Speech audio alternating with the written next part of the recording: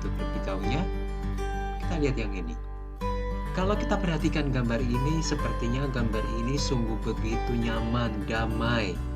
Ada gunung, ada tanaman, ada air yang jernih, sehat. Sepertinya semuanya dalam keadaan baik. Sehingga apa? Sehingga segala bentuk kehidupan yang ada di sana, hewan, tumbuhan, ataupun yang lain, bisa berjalan, bisa berlangsung dengan semestinya. Tetapi, fakta apa yang kita lihat dalam kehidupan sehari-hari? Ternyata di sekitar kita banyak sekali pencemaran-pencemaran yang ada. Ada pencemaran air, kemudian ada pencemaran tanah, udara, dan seterusnya. Semua itu tidak lepas dari apa yang sudah kita lakukan terhadap lingkungan itu sendiri. Oke, anak-anak yang terkasih, hari ini kita akan menganalisis terjadinya pencemaran lingkungan dan dampaknya bagi ekosistem. Kemudian, diharapkan nanti kalian dapat membuat suatu tulisan tentang gagasan pemecahan masalah lingkungan. Seperti yang kita ketahui, pencemaran lingkungan dibedakan menjadi 3, yaitu pencemaran air, pencemaran udara, dan pencemaran tanah. Kalau kita bicara tentang pencemaran atau polusi, tentunya kita tidak lepas dari apa yang menyebabkan polusi, yaitu polutan. Apa itu polutan? Polutan adalah suatu zat yang dapat disebut sebagai pencemar atau sumber pencemar. Zat yang mencemari lingkungan, itu namanya polutan. Sesuatu dikatakan sebagai polutan atau penyebab polusi jika satu, jumlahnya melebihi jumlah normal. Kalau di sekitar kita ada sesuatu yang menyebabkan pencemaran dan itu melebihi, bisa kita katakan polutan. Misalnya di tempat kita banyak sekali sampah yang menggunung, itu dikatakan sebagai polutan. Kemudian berada pada waktu yang tidak tepat. Malam hari keras-keras kita dengerin suara musik rock, ya, itu akan mencemari lingkungan, pencemaran suara, semuanya menjadi terganggu, bising. Kemudian berada pada tempat yang tidak tepat. Selembar kertas kotor yang ada di lantai yang bersih, itu tempatnya tidak pas, maka bisa dikatakan sebagai polutan, penyebab polusi. Kemudian menurunkan kualitas lingkungan. Jika kualitasnya menjadi menurun, berkurang, atau semakin buruk, maka itu dikatakan sebagai polutan. Pencemaran sendiri dikatakan sebagai masuknya atau dimasukkannya makhluk hidup, zat, energi, dan atau komponen lain ke dalam lingkungan atau berubahnya tatanan lingkungan oleh kegiatan manusia atau oleh proses alam sehingga kualitas lingkungan turun sampai ke tingkat tertentu yang menyebabkan lingkungan menjadi kurang atau tidak dapat berfungsi lagi sesuai dengan peruntukannya. Jadi bisa diambil inti bahwa polusi karena adanya polutan yang masuk, sehingga apa? Kualitas lingkungan menjadi menurun. Pencemaran sendiri berdasarkan tempat terjadinya kita klasifikasikan menjadi 3. Ada pencemaran air, pencemaran tanah, dan pencemaran udara. Ini yang utama, teman-teman. Sebenarnya ada satu lagi, yaitu pencemaran suara. Pencemaran menurut bahan pencemarnya kita bisa klasifikasikan menjadi pencemar kimiawi, pencemar biologis, dan pencemaran fisis. Kemudian pencemaran air yang pertama kita singgung. Jelas, ketika air tercemar, kita bisa melihat bahwa air itu sudah dimasuki oleh polutan. Bisa makhluk hidup, zat, energi, atau komponen lain. Sehingga apa? Kualitas airnya menjadi menurun, rusak. Kemudian kalau kita bicara tentang polusi air, pencemaran air, tentunya di situ ada sumber polutannya atau sumber pencemarnya.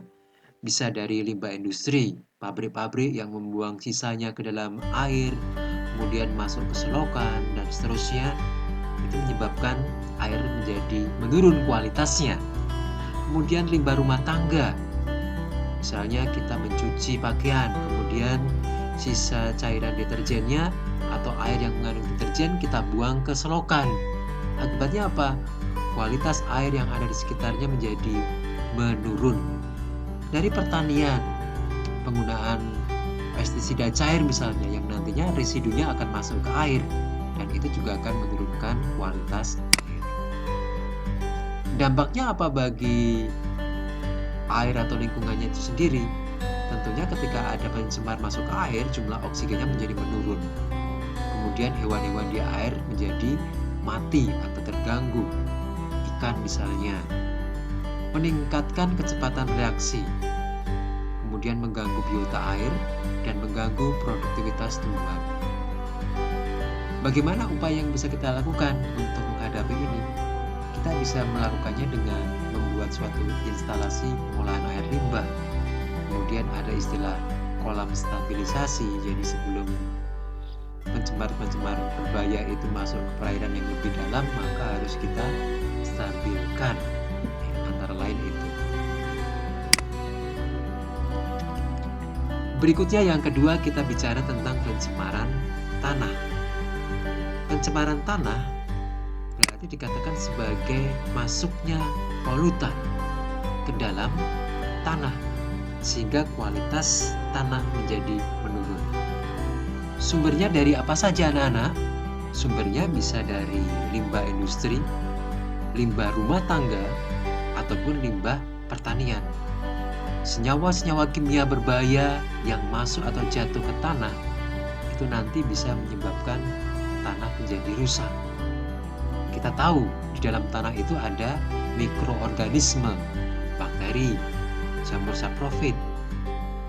Kalau ada senyawa kimia masuk dan mikroorganismenya menjadi terganggu, rusak atau mati, maka proses perurean, pembusukan dalam tanah yang menghasilkan senyawa hara itu juga akan terganggu. Akibatnya apa? Tanah menjadi gersang, rusak, dan seterusnya. Dampak yang kita rasakan dari pencemaran tanah adalah kesehatan, ekosistem terganggu, dan pertanian menjadi terganggu juga. Terkait dengan pencemaran tanah, kita bisa mengatasinya dengan remediasi atau bioremediasi. Kita mengenal istilah ada fitoremediasi. Fito, tumbuhan. Remediasi, jadi memperbaiki kualitas tanah. Apa yang kita lakukan? Misalnya tanahnya tercemar dengan polutan logam berbahaya, maka dengan fitoremediasi kita lakukan penanaman. Tanaman di sana akan menyerap logam-logam berbahaya.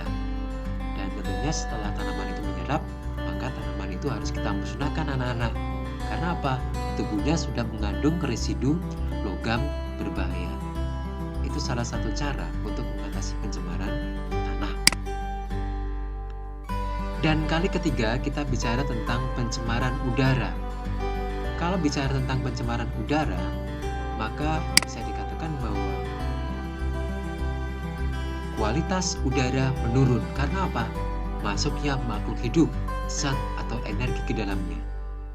Sumbernya bisa berasal dari sumber limbah industri, limbah rumah tangga, maupun limbah pertanian. Hampir sama sumber-sumbernya dengan pencemaran air ataupun tanah. Pencemaran udara dikelompokkan menjadi pencemaran udara primer dan pencemaran udara sekunder. Udara primer disebabkan langsung dari sumber pencemar. Apa contohnya? Ketika kadar karbon dioksida meningkat karena aktivitas pembakaran, ini berarti langsung ya, sumbernya adalah karbon dioksida. Kemudian pencemaran udara sekunder disebabkan oleh reaksi antara substansi pencemar udara primer yang terjadi di atmosfer. Misalnya ada ozon yang terjadi dari reaksi kimia partikel-partikel yang mengandung oksigen di udara. Kemudian faktor penyebab pencemaran udara baik alam maupun manusia. Jelas kalau alam terjadi secara alamiah. Sementara manusia terjadi karena aktivitas manusia itu sendiri, seperti merokok, asap kendaraan bermotor, pembakaran sampah, dan yang lain. Dampak pencemaran udara yang kita rasakan kesehatan terkait dengan ini adalah kesehatan saluran pernafasan tentunya. Kemudian adanya pemanasan global, meningkatnya suhu rata-rata bumi, rusaknya lapisan ozon karena masuknya gas-gas perusak ozon, CFC misalnya. Kemudian hujan yang mengandung asam, kita kenal dengan hujan asam, dan kematian-kematian makhluk hidup. Kalau kita perhatikan ini, hole ozon, kita bisa melihat teman-teman ya. Hole ozon di sini lubang ozon. Kalau kita perhatikan gambar dari tahun ke tahun, ternyata lubang ozonnya mengalami perubahan. Dari lubang ozonnya kecil, suatu saat menjadi gede banget, dan suatu saat menjadi berkurang atau kecil lagi dan menjadi besar lagi. Ini tentunya tidak lepas dari penyebab ozon itu berlubang, yaitu CFC atau gas-gas perusak ozon misalnya. Kalau kita perhatikan letak lapisan ozon di sini, kita bisa melihat seperti tayangan pada gambar ya. Bagaimana lapisan-lapisan ozon itu terdapat. Senyawa-senyawa kimia lainnya yang berperan dalam merusak lapisan ozon adalah CCl4, karbon tetraklorida, kemudian metil kloroform, NO2, dan uap air yang dihasilkan dari pembakaran bahan bakar pesawat supersonik juga merusak lapisan ozon. Apa dampaknya? Dampak radiasi UV di sini tentunya kanker kulit, kemudian katarak, kemudian kekebalan tubuh menurun, dan rusaknya tanaman. Di samping itu, ketika kita bicara tentang pencemaran udara, kita juga bicara tentang pemanasan global, meningkatnya suhu rata-rata bumi. Kalau kita perhatikan gambar di sini, cahaya matahari bisa masuk. Kemudian, karena di sini ada gas-gas rumah kaca yang membentuk kanopi, tudung, sehingga apa? Radiasi panasnya terjebak, tidak bisa keluar, tertahan. Sama halnya ketika kita berada di dalam mobil. Mobil kita parkir di tempat panas, misalnya kita masuk ke mall, setelah belanja kita kembali ke mobil. Apa yang kita rasakan? Panasnya luar biasa. Karena apa? Radiasi panasnya tadi terjebak, tidak bisa keluar, ataupun kalau keluar ya sedikit. Sama dengan ini, terjebak oleh gas-gas rumah kaca. Ada karbon dioksida dan gas-gas yang lain misalnya. Emisi karbon monoksida yang berasal dari pembakaran bahan bakar fosil adalah salah satu penyebab pemanasan global. Kemudian karbon dioksida dari pembakaran gasolin. Kemudian emisi metana dari hewan, lahan pertanian. Deforestation, penebangan liar. Kenapa? Ketika tanaman dilebang, akibatnya apa? Fungsi tanaman yaitu menyerap CO2 menjadi berkurang, sehingga CO2 di atmosfer semakin bertambah. Penggunaan CFC, klorofluorokarbon, kemudian refrigerator, pendingin ruangan, meningkatnya penggunaan pupuk kimia dalam pertanian. Dampak pemanasan global, meningkatnya permukaan air laut, gletser mencair, kemudian banjir, tanah longsor, berkurangnya tingkat keanekaragaman flora fauna, El Nino, La Nina, daratan menipis, kelaparan, dan gagal panen. Lalu apa yang bisa kita lakukan? Menggunakan energi terbarukan, meningkatkan efisiensi bahan bakar kendaraan, mengurangi penggunaan hutan, mengurangi penggunaan produk-produk yang mengandung CFC, dan mendukung dan turut serta pada kegiatan penghijauan. Ini adalah reaksi kimia bagaimana hujan asam terjadi. Terjadi tentunya karena masuknya senyawa asam. Dari mana? Misalnya dari sisa pembakaran pabrik, ya, yang bereaksi dengan udara-udara yang ada di atmosfer, sehingga turun sebagai hujan yang mengandung asam. Seperti ini reaksinya, ya, yang bisa kita lihat. Ada evaporasi, penguapan, kemudian kondensasi, terbawa angin dan berpindah, kemudian senyawa-senyawa kimia dalam hasil buangan pabrik, misalnya nitrogen oksida, sulfur oksida, sulfur dioksida, itu akan bereaksi dengan air, kemudian bergabung dengan uap air menjadi H2SO4 dan HRO3, kemudian nanti akan turun sebagai hujan asam. Kalau kita perhatikan indeks standar pencemaran udara, kita bisa melihat kategori baik, kategori sedang, kategori tidak sehat, kategori sangat tidak sehat, dan kategori berbahaya. Tentunya kita bisa melihat berapa jumlah angka yang ditunjukkan dalam setiap kategori itu dan warnanya. Di sini kalau kita lihat semakin gelap itu sangat berbahaya. Baik, demikian tadi materi tentang pencemaran lingkungan. Semoga bermanfaat. Mari kita jaga dan selalu lindungi bumi sebagai bentuk syukur akan kebesaran Tuhan. Kejadian 1:26-28 berfirmanlah Allah, baiklah kita menjadikan manusia menurut gambar dan rupa kita, supaya mereka berkuasa atas ikan-ikan di laut dan burung-burung di udara, dan atas ternak, dan atas seluruh bumi, dan atas segala binatang melata yang merayap di bumi.